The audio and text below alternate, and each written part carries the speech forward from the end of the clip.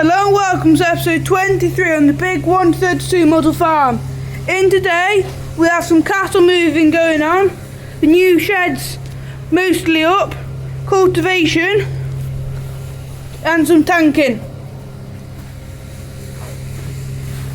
In the 10-acre silage field we have all the bales stacked up as usual, and the farmer's just checking once he's made a little hole and he's brought some tape so we can tape it back up.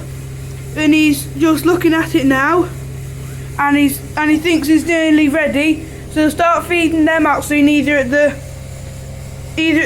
home farm or at some of the rented ground. And he's just coming with the John Deere 6920 and the NC slurry tanker to put some slurry onto this field. Now they've silaged it, and they're going to be grazing most of their fields throughout the winter when possible, if it's dry enough. Then in the 5-acre, which has got a little bit smaller recently, you've got all the Herefords, including the Bull and the 2 Highlands, in this field, all around the outside and just a bit further around, with a ring feeder silage just there.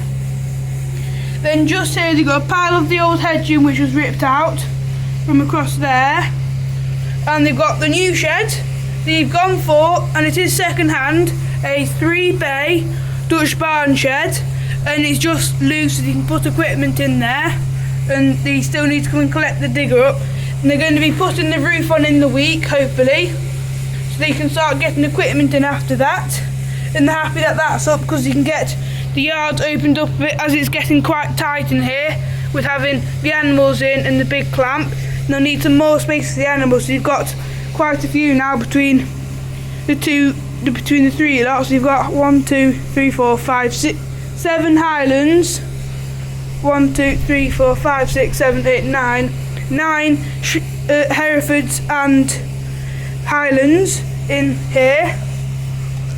Then in the yard they have the Case International back on the scraper, because in the last 2 episodes it was carting the bales in and on the hay bob.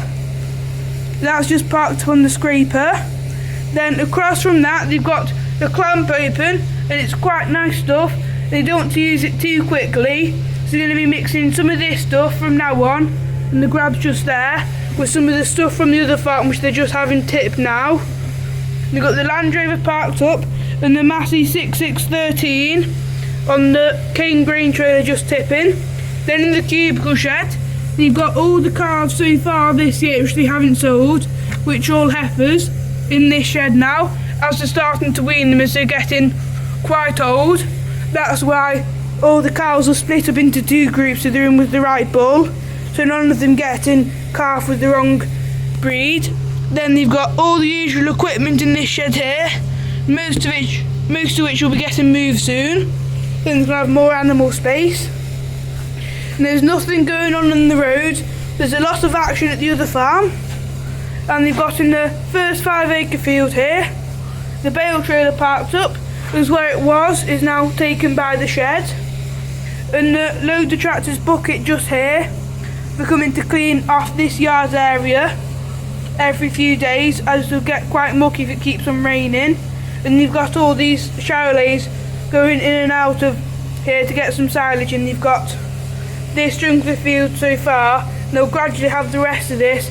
Then once they're done they'll have the other 2 with a little bit of a track going along the edges of both of them so they can still get to the silage.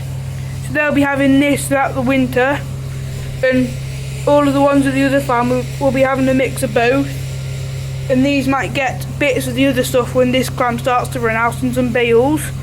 And you've got the Newland telehandler just parked up here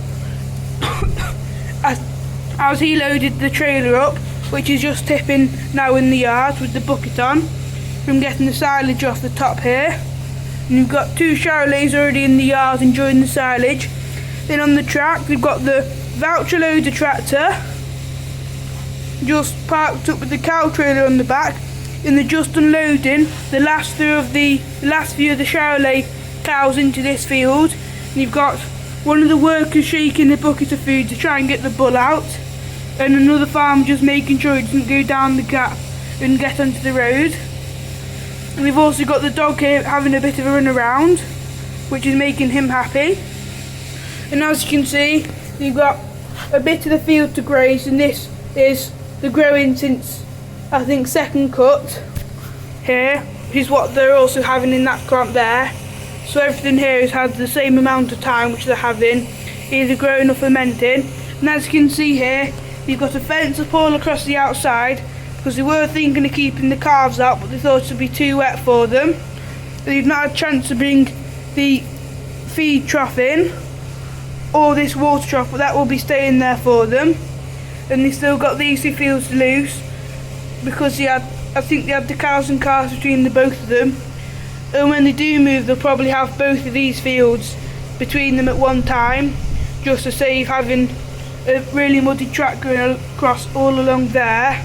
They will have a bit of a one going across the end.